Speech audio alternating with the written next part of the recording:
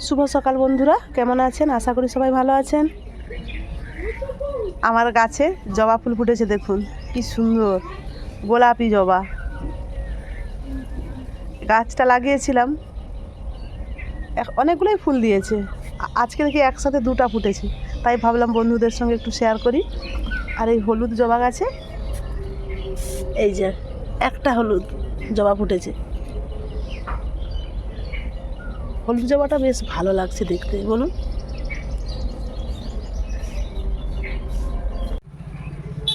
বর্মশাই বাজারে গিয়েছিল, চলে আসলো।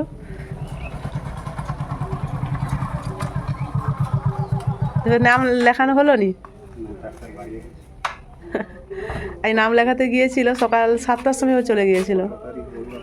ডাক্তারবাবু এখন বসবেন না, একবারে এপ্রিলের 7 তারিখ বসবেন। হ্যাঁ, মাংস নিয়ে এসছো? আমি ভাবছি দেরি হচ্ছে মানে ও লুচি নিয়ে আসবে দোকানে। আবার একবারে গরম, উফ, হাত দেওয়া যাচ্ছে নিজে।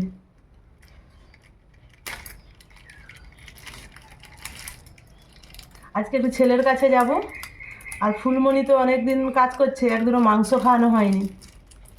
ফুলমণিকে তো কাজ করছে, অশ্বিনীকেও ডেকেছি, তার ছেলেকেও ডেকেছি। আজ রবিবার আছে, মাংস ভাত করবো দুপুরবেলা, ওরা খাবে। তাই ও ডাক্তারের কাছে নাম লেখাতে গিয়েছিল, নাম তো লেখানো হলো না। ওইখানে বসন্তপুরে সকাল সকাল দোকান খুলেছিল, মাংসটা নিয়ে চলে আসলো, সঙ্গে লুচি সব অনেকগুলোই। কটা আছে? 10টা নাকি? 10টা বিরিয়ানি নিরামিষ।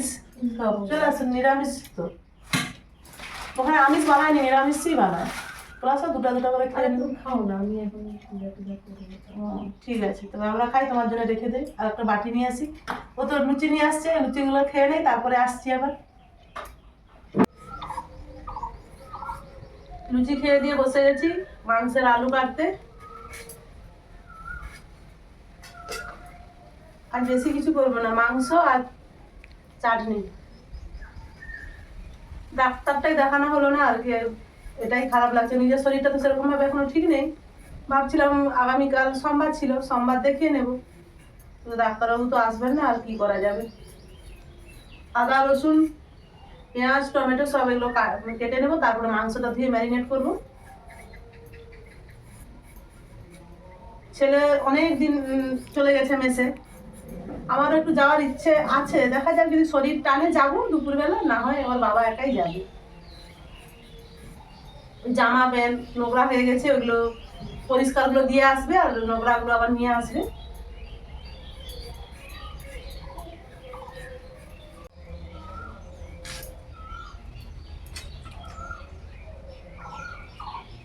আর পিস আলু হয়েছে, আর আলু দেবো না। আলু কাটা হয়ে গেছে, এবার আদা রসুন ছাড়িয়ে নেই।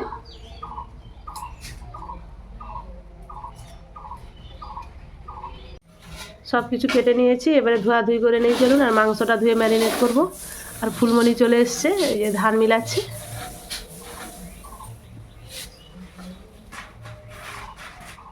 আজকে সেরকম রোদ দিচ্ছে না, বাতাস হচ্ছে সকাল থেকে, একটু করে রোদ বেরোয়, আবার মেঘলা হয়ে যায়।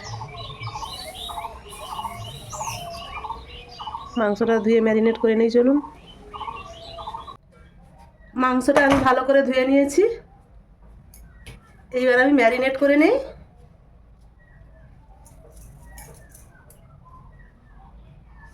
লবণ দিয়ে দিলাম,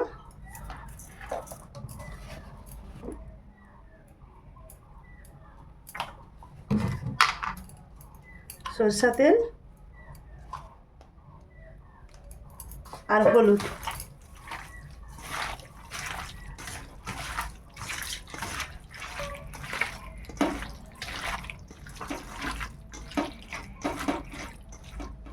ভালোভাবে ম্যারিনেট হয়ে গেছে, এবার ঢাকা দিয়ে রেখে দে।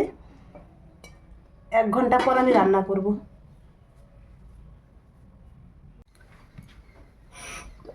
গ্যাসে কড়া বসিয়ে দিয়েছি, এবার আমি রান্না করে নেব।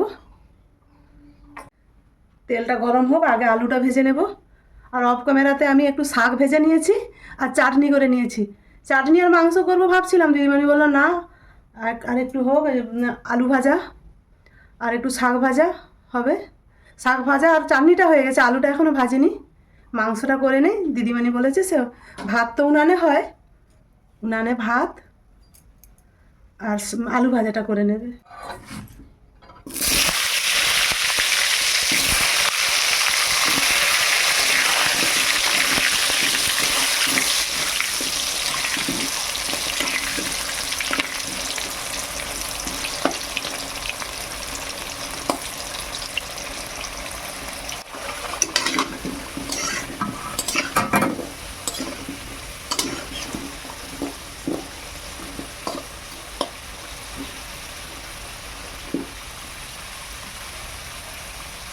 আলুটা লাল লাল করে ভেজে নিয়েছি, এবার তুলে নেই।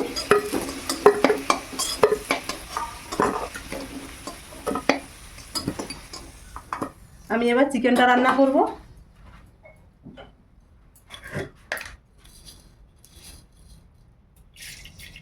চিনি দিয়ে দিলাম,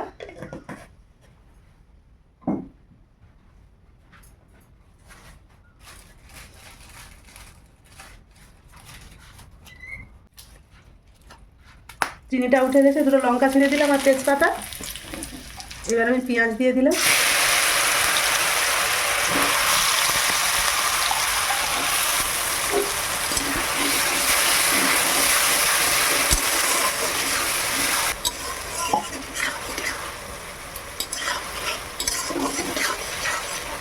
পেঁয়াজটা ভালো করে ভেজে নেই।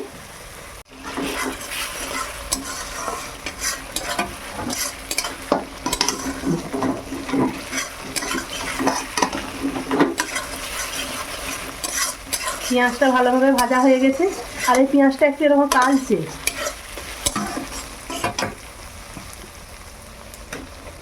এবার আদা রসুন বাটাটা দিয়ে দিলাম।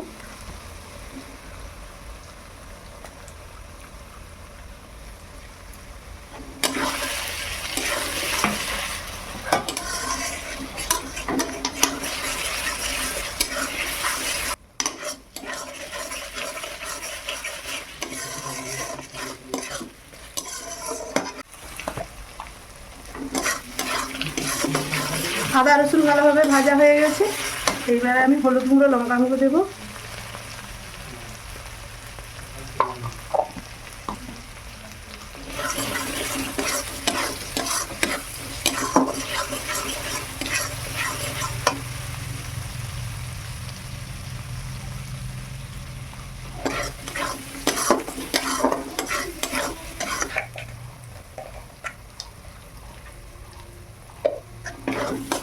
কাশ্মীরি রেড চিলি দিলাম।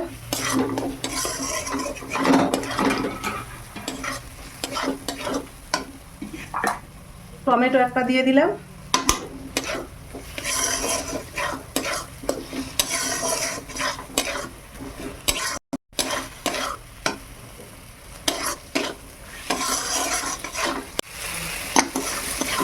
মশলা খুব ভালোভাবে ভাজা হয়ে গেছে, এইবার আমি মাংসটা তুলে দেবো।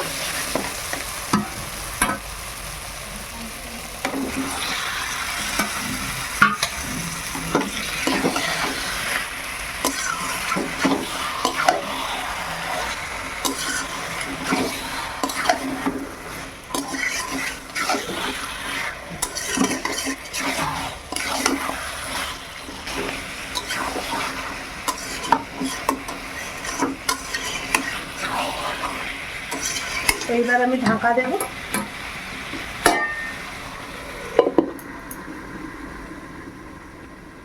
সিম আছে হোক। আমি 10 মিনিট পর ঢাকাটা খুললাম।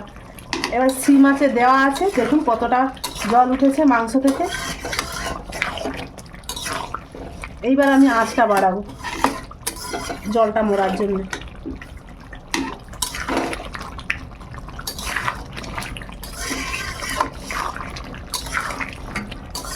আর একবার ঢাকা দেব।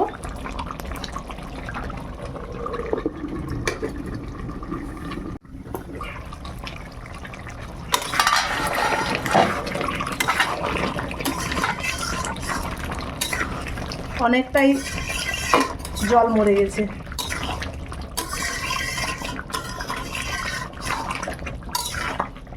ছেলে আবদার করেছে, ফোন করেছিল মা আমার জন্য তুমি দুটো লুচি করে নিয়ে আসবে। মাংসটা হয়ে যাওয়ার পর গ্যাস ট্যাস মুছে ছেলের জন্য কটা 10-15 লুচি বানাবো।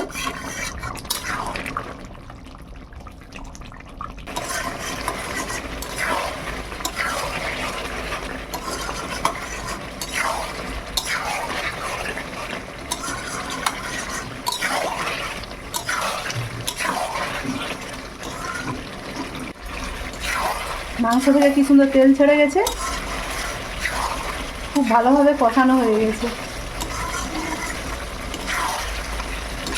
কত সুন্দর হয়েছে দেখুন।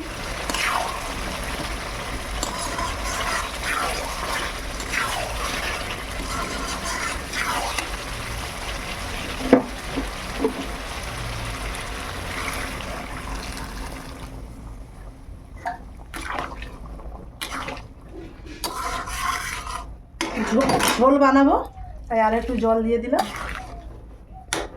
আর আগে থেকে যে ভেজে রেখেছিলাম আলু, আলু দিয়ে দিলাম।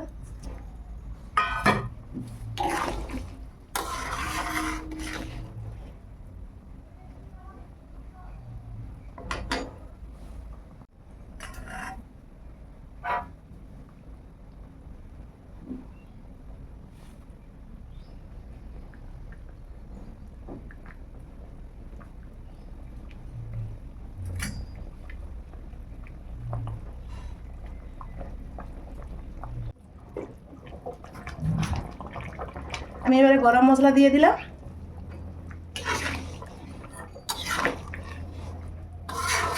এইটা মাংসে না দিলে মাংস পুরো আনকমপ্লিট, এটা দেওয়ার পর কমপ্লিট। মাংস রান্না কমপ্লিট। কালারটা কত সুন্দর এসছে। এবার আমি গ্যাসটা নিভিয়ে দিলাম, ঢাকা দেওয়া থাক।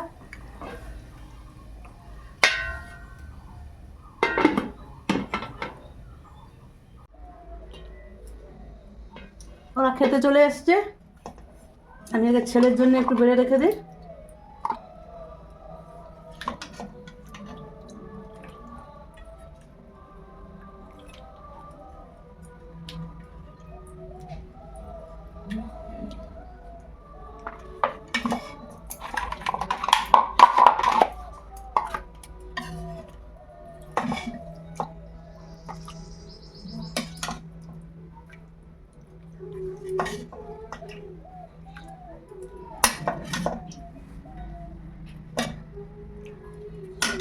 আপাতত দুটো বেড়ে নিয়েছি, এ দুটো আগে রাখি, তারপর ওদেরকে খেতে দিয়ে আবারই করবো।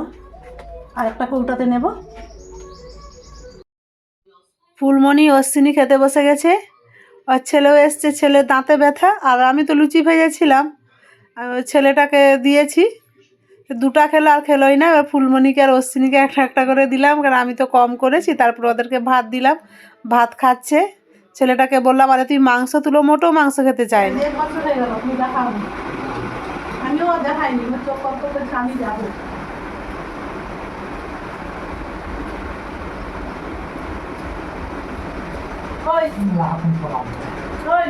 রান্না ভালো লাগছে।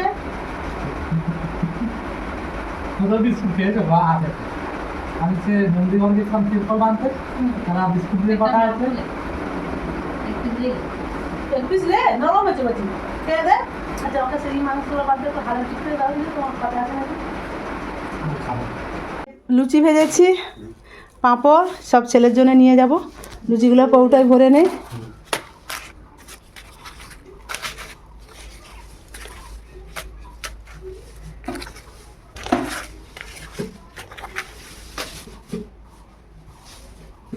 কৌটায় ভরে নেই লুচি আর পাঁপড়টা, একটা ব্যাগে ভরে নাও। এসে সব গুছাবো, যেন সকাল থেকে এতটাই কাজ হয়েছে, আবার তোরা যাবো আসবো, সব অগোছালো হয়ে আছে। হ্যাঁ গো, বেরিয়ে পড়েছি, সব কিছু গুছিয়ে গেছি। আর ফুলমণি আর অশ্বিনী ধানগুলো শুকনো হয়ে গেছে, বস্তা করবে। তো আমরা কাজ গুছাও, আমরা ঘুরে আসি বেটুর কাছ থেকে।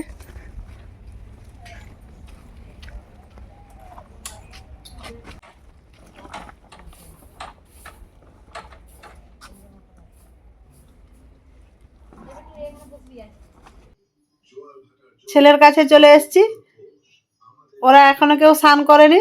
স্বাধীন স্নান করতে গেছে আর সুশান্ত বসে আছে, আর শুভঙ্কর নেই, তার মামা বাড়ি গেছে।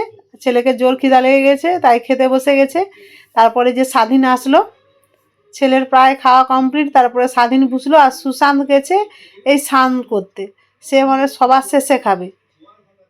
ছেলেরা তো খাচ্ছে, তারা ভালোই লাগছে বলছে। আর বন্ধুরা, ভিডিওটি কেমন হলো অবশ্যই কমেন্টে জানাবেন, ভালো লাগলে লাইক কমেন্ট শেয়ার করবেন। আজকের মতো আসছি, সবাই ভালো।